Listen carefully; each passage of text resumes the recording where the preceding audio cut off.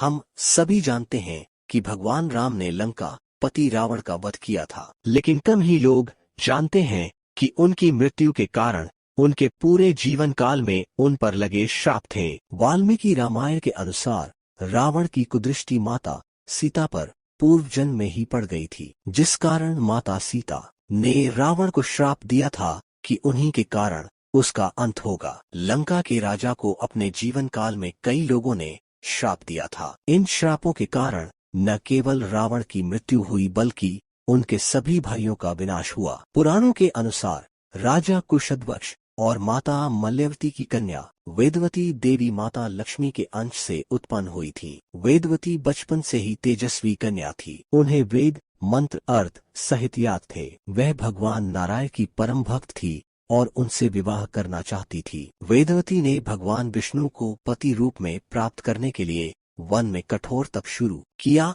एक दिन आकाशवाणी हुई कि अगले जन्म में उसे भगवान विष्णु को पति रूप में पाने का सौभाग्य प्राप्त होगा, परंतु वेदवती ने अपना तप नहीं छोड़ा। वेदवती की तपस्या से प्रसन्न होकर भगवान विष्णु स्वयं उनके सामने प्रकट हुए। तब नारायण ने बताया कि इस जन्म में यह मुमकिन नहीं, लेकिन अगले जन्म में जरूर उनकी पत्नी बनेगी। भगवान विष्णु की पूजा करने के लिए वेदवती कर्मादन पर्वत पर चली गई। एक दिन असुर राज रावण उस पर्वत से होकर गुजर रहा था। तभी वेदवती पर उसकी नजर पड़ी और वे वहीं पर रुक गया। रावण ने वेदवती की सुंदरता पर मोहित होकर उसे विवाह का प्रस्ताव दिया, जिसे वेदवती ने तुरंत ही ठुकरा दिया। विवाह प्रस्ताव ठुकराने के पश्चात काम से पीड़ित रावण को क्रोध आ गया और उसने अपने वेदवती के केस पकड़ लिए। रावण उनका जबरन भंग करने की कोशिश करने लगा। तब वेदवती ने अपने तपोबल से रावण को कुछ क्षणों के लिए जड़ बना दिया और पर्वत से कूदकर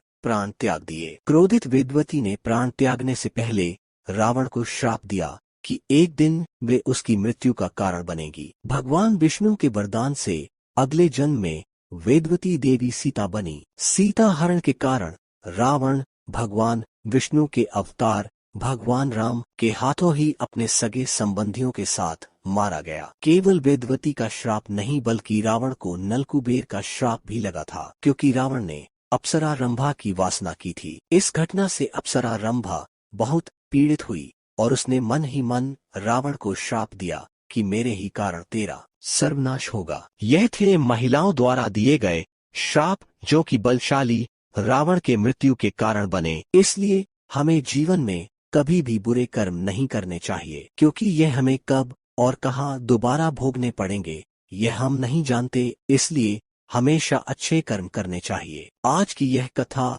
आपको कैसे लगी हमें कमेंट सेक्शन में जरूर बताएं। अगर आपको यह पसंद आई हो तो वीडियो को लाइक करें और शेयर करें।